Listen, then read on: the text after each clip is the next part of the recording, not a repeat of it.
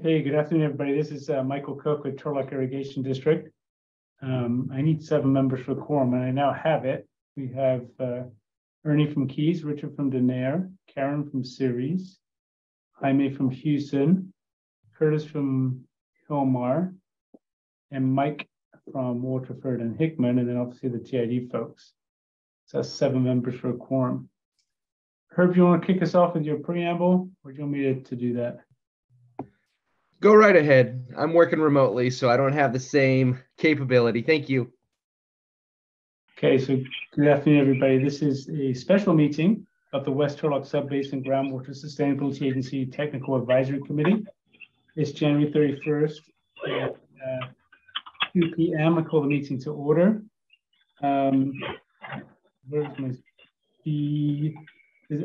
As we get started, just to know that due to the COVID-19 pandemic and pursuant to Assembly Bill AB 361, signed into law September 16, 2021, the meeting will be held via remote teleconference without a physical meeting location.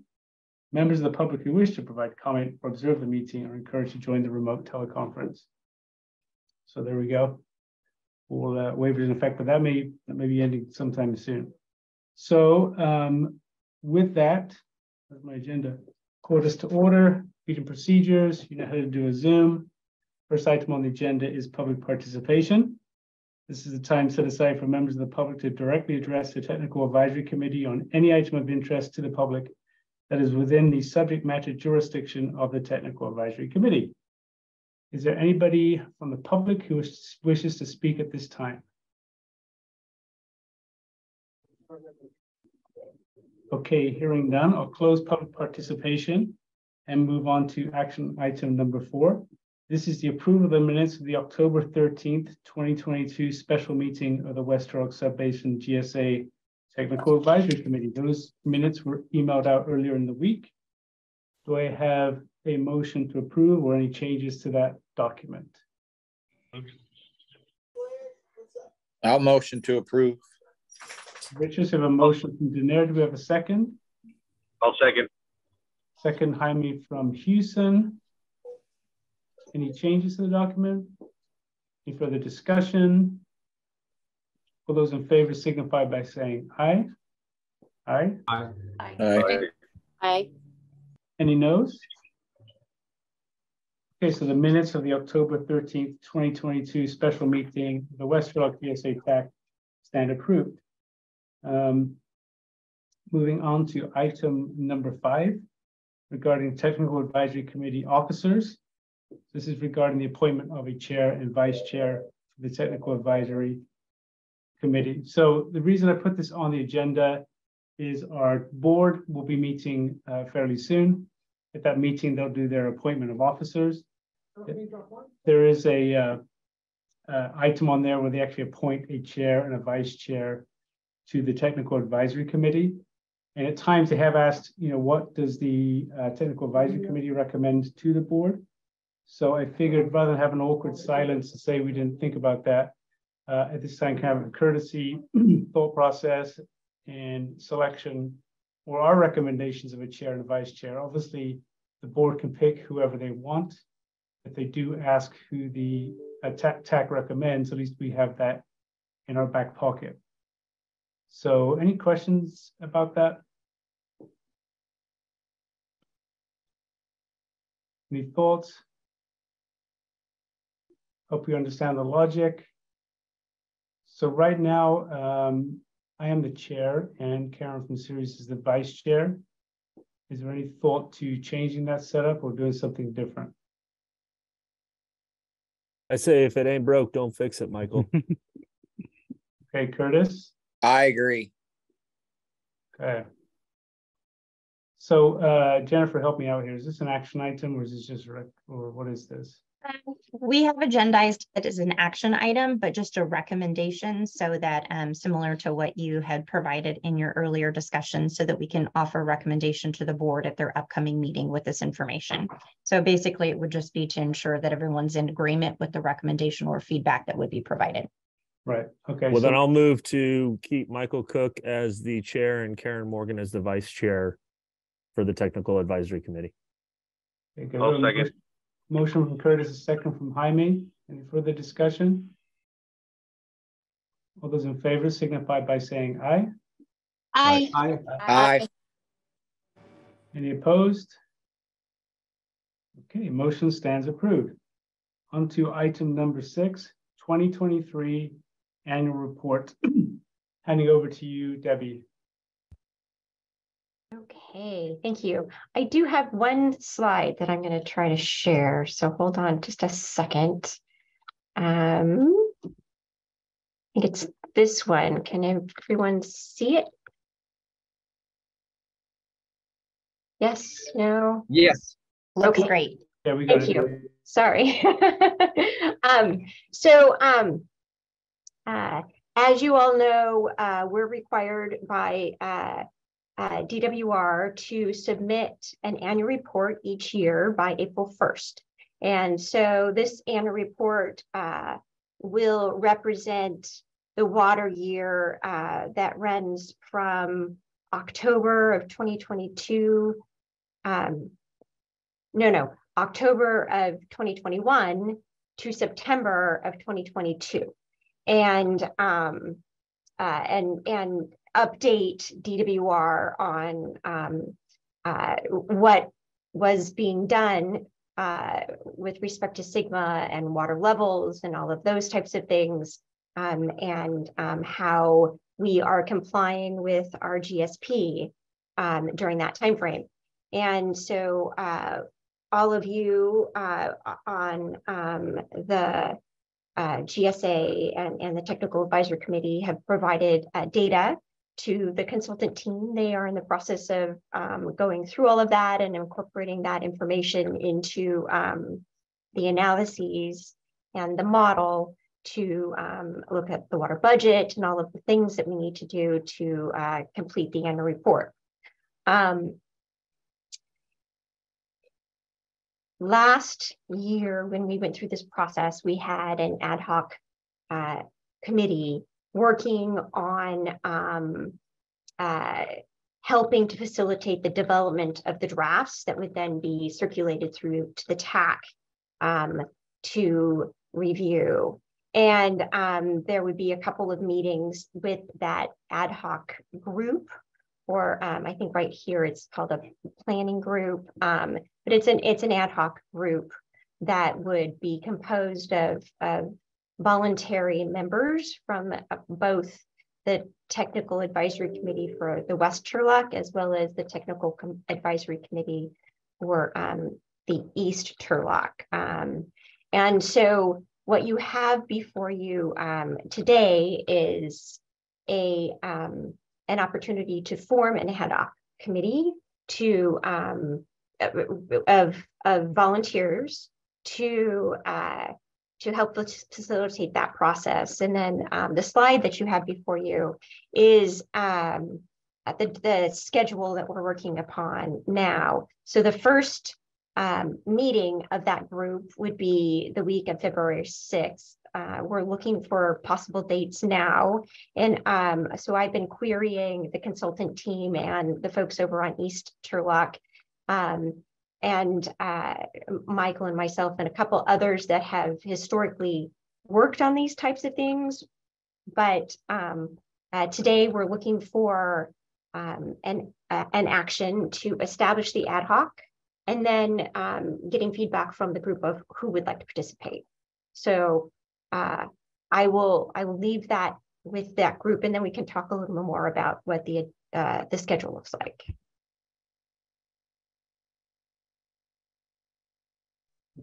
All right, so as Debbie mentioned, sorry, I'm getting bombarded from every direction here. As Debbie mentioned, this is actually not an action item because we do have the authority to set ad hoc committees for various purposes, but we are looking for volunteers, and we'll make sure we get the approval to kind of go ahead and start working on that. Time is short to get this annual report done. It will take some staff effort from our member agencies here. And so obviously we want to create that opportunity for people to get involved. See no more than six or fewer. Obviously we don't have a quorum. And that way we can work nimbly to get this done and be done by the end of March, as Debbie's laid out here. So anything to add, Debbie, on that item? Aren't we supposed to form an ad hoc committee? Like, isn't that an action? No, it's, if you look on the agenda, this is a discussion item, there's no Got action. it. But we have the right to set up ad hoc committees as part of our charter. So we don't Okay. need to take action to do that, but we do need to let people know this is available and make sure we get volunteers starting right now. I'm sorry, I misspoke. That's That. right. Thank you. Good. So, Karen Morgan volunteers. thank Thank you, Karen. Karen. Are there others that are interested? Maybe let's say this, think about it and start emailing Debbie. And by the end, I'll set a deadline, close of business Friday this week. Make sure you get back to Debbie. Otherwise, we'll start, Debbie will start working on it with whoever she has. And obviously keep them involved as much as possible. But just make sure there's no one feels like they're being excluded or left out. So there's an opportunity for everybody to get involved in this effort. And so Yes. Please step forward if you think you have a few hours to spare on this important project. Thank you, Michael. Okay, so let's talk a little bit about what to expect as we move through this process. So our first ad hoc meeting with the consultant team will be the week of February 6th. I'm expecting it'll probably be around the 8th or the 9th based on the responses I've received from those that have responded thus far. Then the week of March 3rd, or actually March 3rd, they're expecting to have a draft to the TAC. Now, we could circulate that initial draft to the entire TAC, or we could circulate that to the planning group, get some feedback, and then circulate another draft later on. My thought is to just circulate it to the entire TAC, and everyone can take a look at it and provide any comments by the following week. So that would be March 10th. And then we'll have another planning group meeting that week to provide some feedback. And then the final annual report would be circulated to the TACs on the 24th. And there would be a meeting around that date, whether it be the 21st or the 28th. And the reason I'm saying that we should probably get initial feedback from the TACs earlier on is that, we have to submit it no later than April 1st.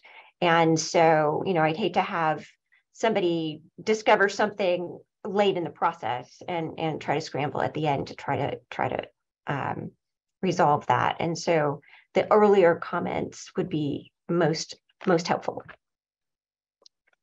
Any thoughts on that?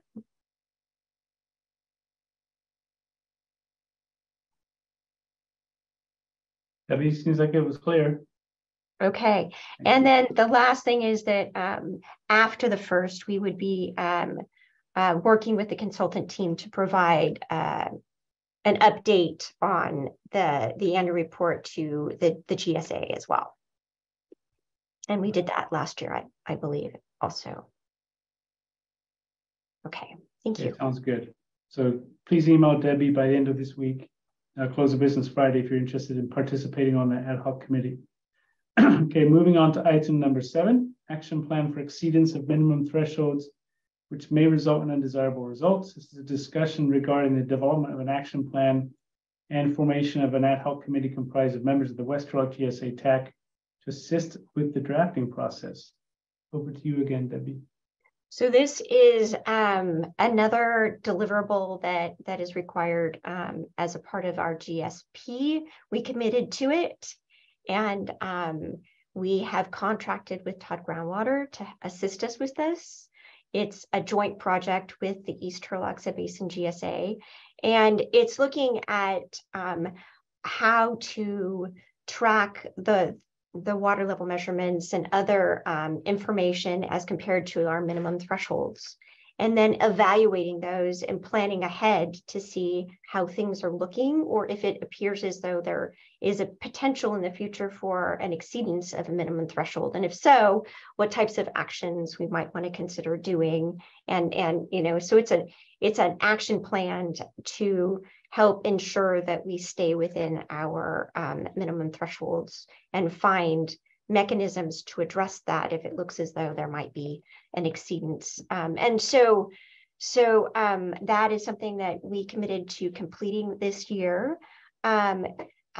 Phyllis is actively working on a draft that could be, we could provide feedback on through an ad hoc committee, and then that draft would then be brought to the TAC for review, as well as the GSAs. And so I'd be looking for individuals to assist with that process as well. So that's going to happen this year, but in the coming months. And it will probably unfold following the annual report a little bit. Yeah. Okay. So not quite as time sensitive as the annual report. Yeah. So will then Phyllis or Todd, whoever, lay out a kind of framework of how we tackle that, and then we could share that with people and say, okay, who's interested in participating? Well, what I'd like to do is get an understanding about who would like to participate, and then she's going to talk to us, I think, in March about what she's thinking about, and then provide some opportunity for that group to give her some feedback, and then she can continue to work on it. The thought we've been dabbling with as far as a timing goes for considering the draft and what it means is after we have the water level measurements this spring, we could have developed an initial draft of what this might look like, and then compare that to the last 2 years of water level measurements and see what it might mean and how we might be implementing it. And it might be a good test case for how this process might work. And so we would be bringing that draft to the TACs and the GSAs late spring, early summer, that kind of time frame. So it'd be good to have someone or the people identified earlier, so we could kind of give feedback to Phyllis as she's beginning to draft something.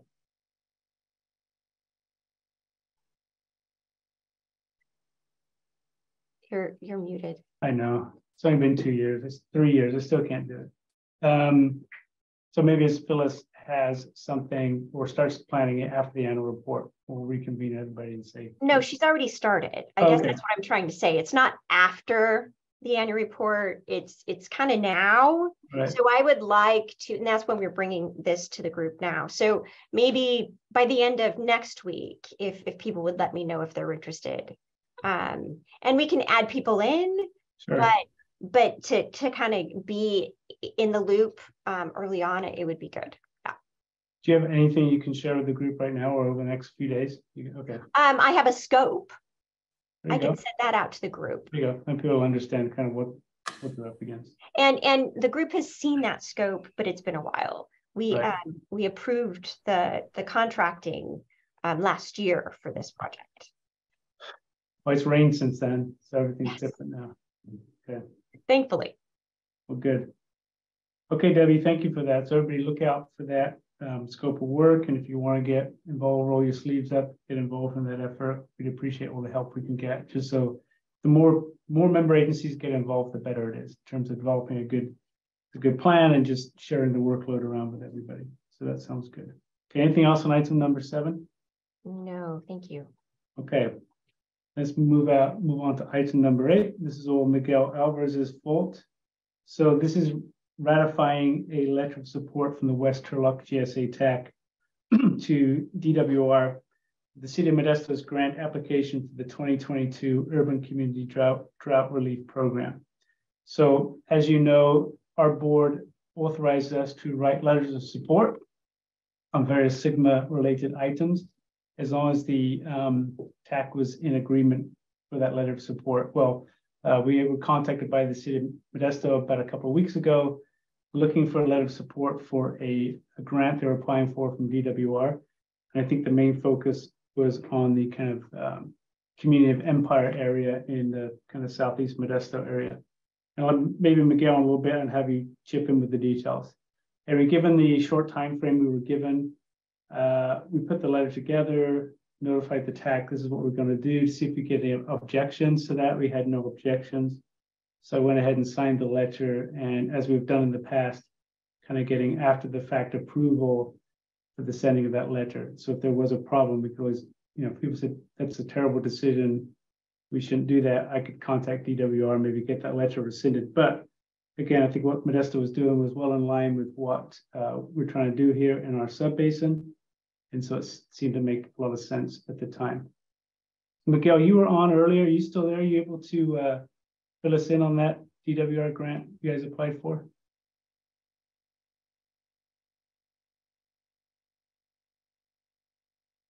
Miguel, you're not even muted. You're not speaking. What's going on? Michael, this is Juan Ochoa. Can you hear me? Oh, Juan, perfect. Yeah, go ahead. So, yeah, Miguel just logged in right now. But yes, we are submitting the grant application today for the drought relief grant that's due today, and that's for a total of 4 projects. And 2 of the projects are in a SDAC, severely disadvantaged community, which is Empire that you had mentioned. What it entails is 2 crossings that would cross Yosemite Boulevard. Basically, that would provide a reliable source of water to that community for both fire flows and for peak demands. Because right now there's one connection that if doused to fail, there'd be no way to provide that community with groundwater or well water. And the other one is the distribution collection system within Empire that the last known number of leaks that were repaired were like 175. So there's a lot of leaks within that system that have been repaired. But I mean, it's just you plug one hole and then another one pops up. So it's time to replace it. And the pipe sizing is choked down, so there's no adequate fire flows for the residential, commercial. So that would improve that area in terms of improvements. And then the other 2 are citywide parks that are also in a disadvantaged communities per DWR's mapping tool, and basically it would reduce water, the groundwater that's used to irrigate those, reduce the footprint of the amount of water and turf that will be replaced with drought tolerant. Can't remember what the actual water savings. I think it was like, I believe it was somewhere around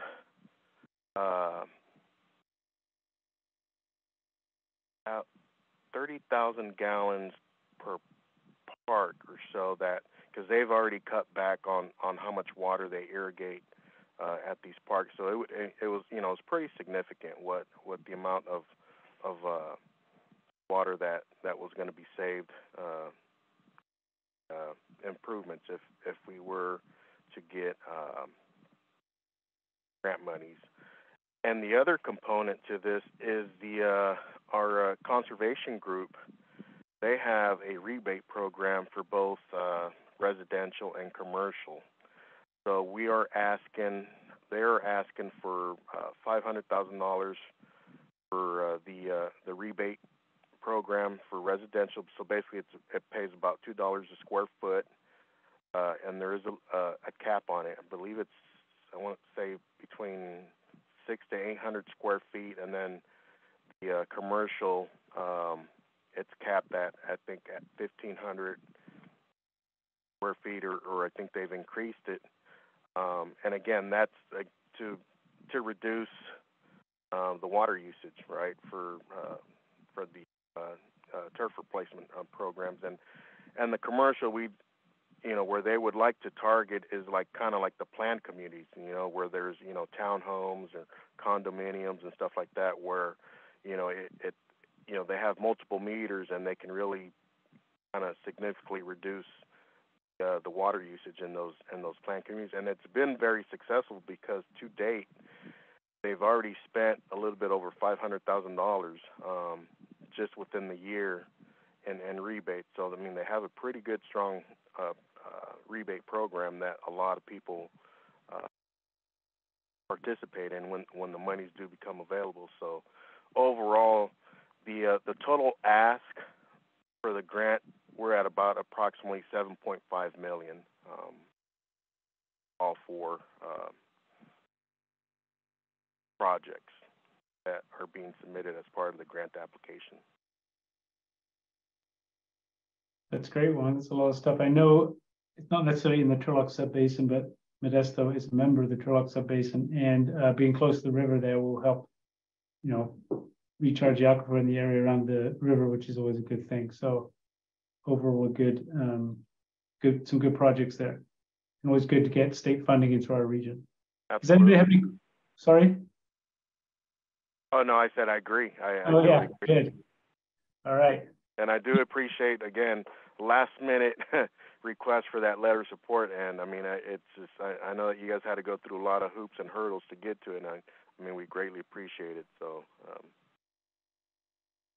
No problem. It's what we try to do. So any questions for me or Juan? If not, I'll entertain a motion on item 8, which is ratifying the letter of support from the West Turlock TAC to DWR for the City of Modesto's grant application for the Urban Community Drought Relief Program 2022. So moved. So move from Curtis Hilmar. We have a second. Second, Waterford. Second from Mike at Waterford. Any further discussion? Hearing none, all those in favor signify by saying aye. Aye. Aye. Aye. Aye. Aye. Any opposed?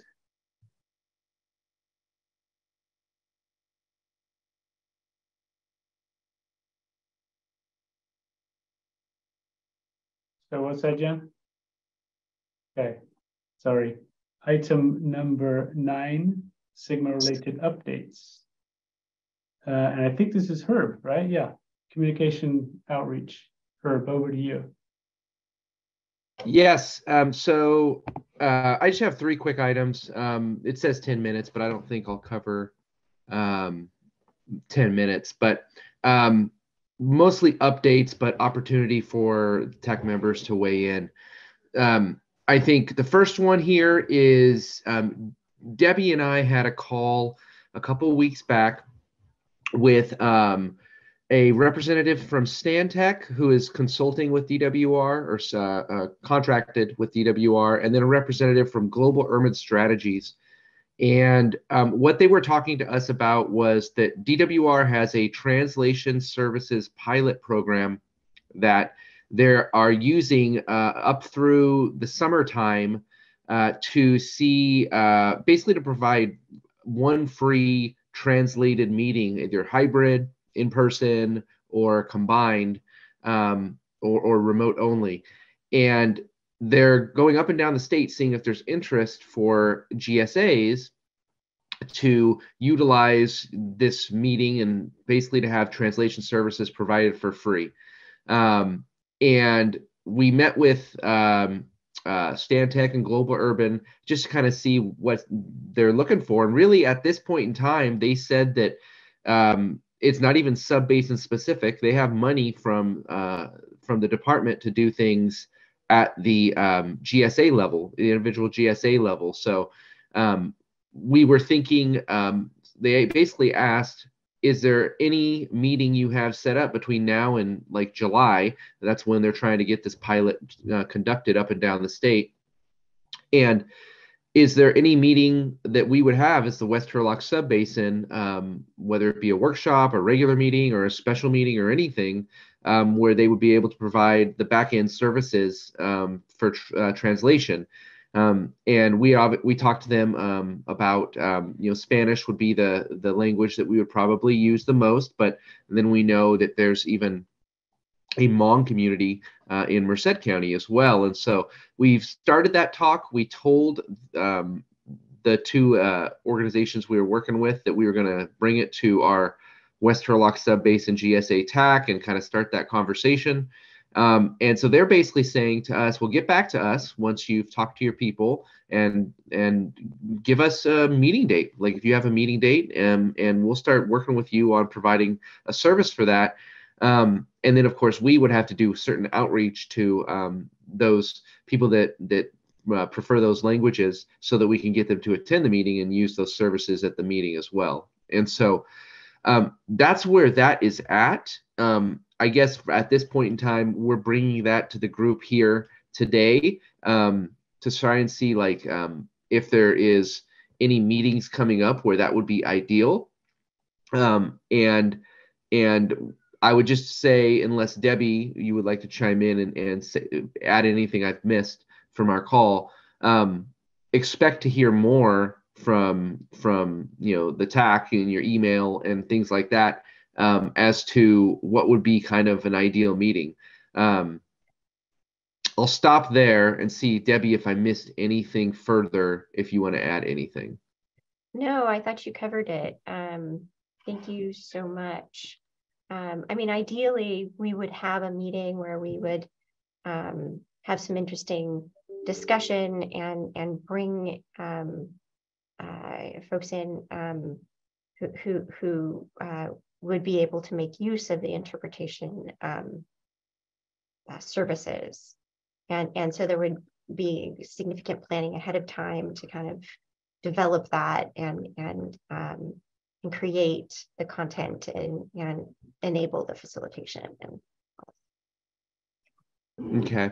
So unless there are any great thoughts at this current time from participants on the call as to, what type of meeting could be held, or if there's a special workshop that somebody has that's in their mind that we could hold, that's kind of outside the normal milestone meetings that we have coming up, I would just say then just expect we'll keep putting our heads together and trying to figure out what's the best avenue in order to do that. Just know that it's probably would take the form of a hybrid meeting where DWR or the subcontractors would help us on the back end with providing translation services through Zoom. But also if there's an in-person element, like say if it were the West Turlock Subbasin GSA board, they would be able to provide translation services live and on site as well. And so we would work with them on that. But at this point in time, we're just looking to identify a meeting because the way DWR makes this sound is that once they do this pilot program, they're going to see that there's a good need for translation services funding. And they'll probably be able to provide that as we move forward. And then, our subbasin's been so good at seeking DWR funding. And we would definitely want to take advantage of that because at the end of the day, either whole or in part for some time, it would provide us with some free translation services, which is certainly helpful to our budget. So I guess stay tuned for that. That's my first point. The second point that I have here is on that same note of translation, I've been looking into our turlockgroundwater.org website related to translation. Right now, obviously, it's only in English, but there's a good desire to try and see what that looks like, having a Spanish drop-down translation option, which is currently not there. And so I've been looking into that. There's some free options that are out there, but frankly, they get a little bit beyond my level of web design and coding, and I don't want to do too much with messing around with the website. However, there are some paid services, they're annual services through various plugins to the software, not the software we use, but the browser that we use, the provider we use to host our site, that based on the number of words we have on our site, can range anywhere from $100 to $250 a year to provide that drop-down translation to where somebody could just go onto our website, find the drop-down at the top of the homepage, click down there, click Spanish, and have the whole site minus maybe a few PDFs or things that are not easily translatable through the back end of the website, and have the entire site translated into Spanish. Or if we decide that there's other languages we want to give that a try too, we can do that as well for additional cost also. And so the note I want to make to everybody here is that I'm investigating that. I would assume in a future TAC meeting, probably at the larger TAC, not just our West Turlock Subbasin GSA TAC, that I would bring that some sort of proposal or some sort of cost analysis or something to the group. But I just wanted to update everybody because it's probably a good time to start having our site be in English and Spanish. People can use their own services if they're familiar enough with it, and they could run our URL for our site through whatever they have on their end and translate the site. But I think it's probably in our best interest to have an experience where we provide that service for users coming to our site, for people in the Turlock Subbasin. So it's probably a good time for us to look into it. At the same note, I also note that like our meetings that we have, our meeting agendas, note that if people are going to have our agendas, of course, are only in English, but there's a note on our agendas that say that if people are needing translation services, they can contact a phone number and we could try and provide that for them at the meeting if needed. I don't think anybody's taken us up on that. But then again, at the same point in time, that section of the agenda is in English. So a Spanish speaker, is probably less likely to see that and see it and take advantage of that. So we're looking into that too. So just a note there that we're looking into translation services for our website, and just stay tuned for that. And I think that my last item, as I'm looking at my notes here, is that our community and engagement plan, or comms plan for what we've been doing was first started, I want to say back in 2017, 2018, and updated a little bit in 2019. So we're going to try and look to update that and dust it off, see if it's the type of thing that we could kind of have as we get closer and closer towards the department making a determination on our GSP. And we're going to start to take a look at that. Maybe we refresh it. Maybe we create a completely new plan, and you'll hear more from me on that in the coming, months and year as well. And so those are my 3 items. Hopefully I stayed under 10 minutes. I think I did. Happy to take any questions. But for now, with all 3 of them, it's just stay tuned. You're going to keep hearing more from us on that. Thank you, Herb. So stay tuned, everybody. More to come. And it's kind of an interesting time. I won't say we're in a doldrum, but we've got the grant application in. So thanks, everybody, for your hard work on that. We'll be doing some monitoring coming up here at the end of March, groundwater levels, and work on the annual report, but nothing pressing right now. Hopefully we'll hear more back from the grant, and then that will be a flurry of activity starting in the summer. So stay tuned, everybody. Okay, anything else with the good of the order? Any signal-related updates from any of the agencies? I'm not an agency, Michael Cook, but I did want to note, and I'm sure other people saw this, that DWR did approve a few of the 2022 plans on the coast of Sonoma, Petaluma, and Santa Rosa area. And I do think that today is our exact halfway point through DWR review time. So we're 1 year in, and they've got 2 years to review it. So if they don't get back to us in 1 year, at this time, we'll be on the edge of our seats. Yes, we will. Stay tuned, everybody. And then Jennifer Land, can you remind me when we have a West Turlock GSA board meeting coming up pretty soon here? Yes, you are correct. We have a GSA board meeting on Thursday, February 9th at 6 p.m. And that meeting will be held in person at the Turlock Irrigation District boardroom. And then we also have, as noted on the agenda, a special joint meeting of the West Turlock Subbasin and East Turlock Subbasin Technical Advisory Committees, of which during that meeting we'll be approving the meeting calendar for 2023, which will essentially adopt this new meeting schedule as our regular meetings for the year. So as you're all aware, we took a poll to determine what availability would be. And so our joint meetings of the two TACs is going to be on the second Tuesday of each month at 2 p.m., with that first one being on Tuesday, February 14th. Great news, Jennifer. Thank you. And again, thanks everybody who voted in the poll. We came up with Tuesdays. It seems to be working for everybody. So thank you everyone for doing that. Okay, so next meeting, as Jennifer mentioned, Valentine's Day, 2 o'clock. And then with that, I'll take a motion for adjournment. Of a motion to adjourn.